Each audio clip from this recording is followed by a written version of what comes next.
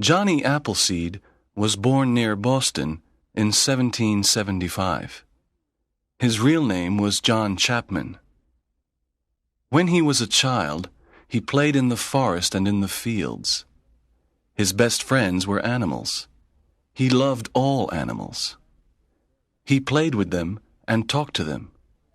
His family was very religious.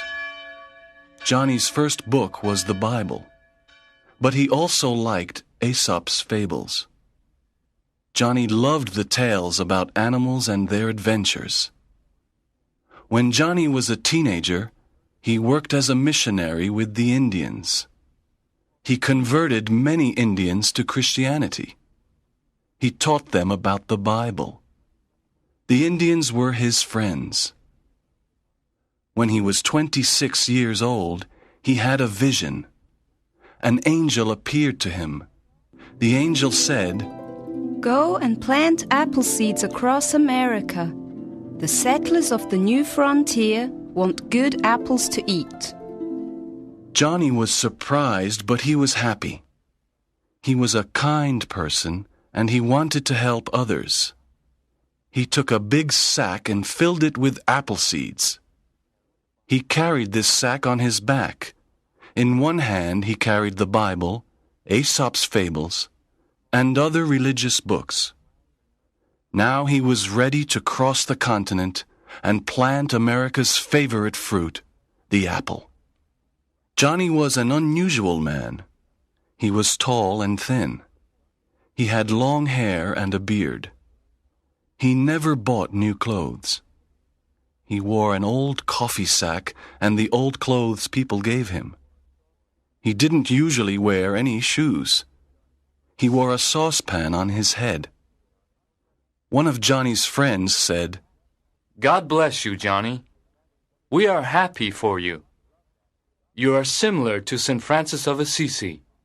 He loved animals and lived a simple life." Johnny said, "I want to plant apple seeds across America. Every American family will have apple trees with good apples to eat." In 1800, Johnny began his long journey across America. At that time, America was a very young country. The American continent was a wilderness. It was unexplored. There were no roads and few maps.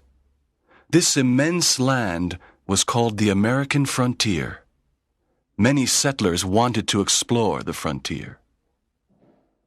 Johnny walked from Massachusetts to New York. From New York he walked to Pennsylvania. Then he crossed Ohio, Indiana, and a big part of the Midwest. Every day he moved west. He traveled across America and planted apple seeds. He built fences around the fields and then continued his journey. Settlers traveled to the frontier and found the apple orchards. They ate the delicious fruit, green, red, and yellow apples. When the settlers found an apple orchard, they built a home there. Other settlers dug up the apple trees and took them to new lands. Some of Johnny's trees traveled to the west coast on the Pacific Ocean. When Johnny found a family of settlers, he visited their log cabin. He helped them with their work. He told the children stories and sang songs. One day, Johnny visited a family of settlers in the Midwest. This family loved books. He gave them a few pages from his books. "You can read them and give them to me when I return in a few months," he said. The family was very happy. In this way, Johnny created the first library on the frontier. Many children learned to read thanks to Johnny and his library. For many years, Johnny walked thousands of miles across the frontier. He planted apple seeds, lent books, protected animals, and made friends with settlers and Indians.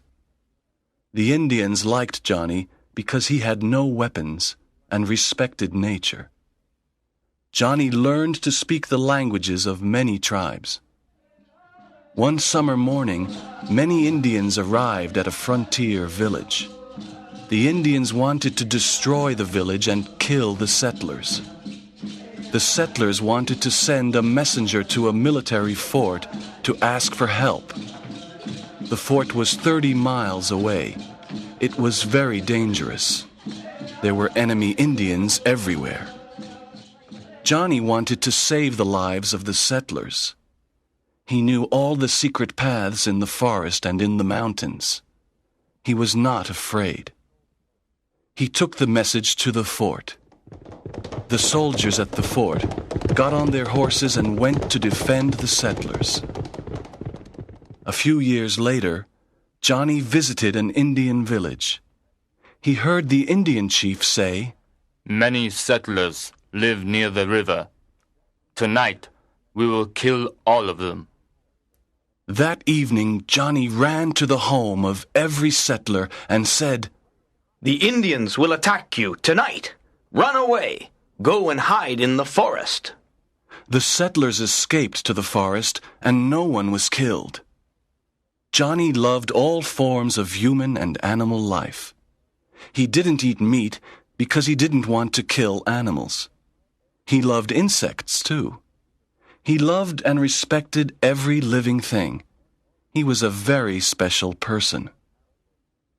One autumn day, Johnny was near an apple orchard. He heard the cry of an animal. Behind a tree, he found a deer. "My poor friend," said Johnny. "don't be afraid." He examined the deer and said, "Your leg is injured. I can help you."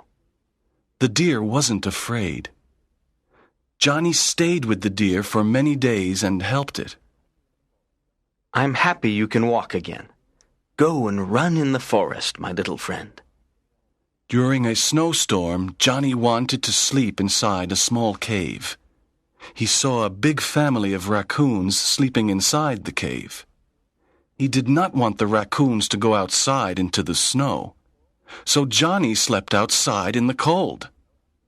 For almost 50 years, Johnny Appleseed helped the American frontier to grow. His apple trees, his books, his generosity and his kindness made the frontier a happy place.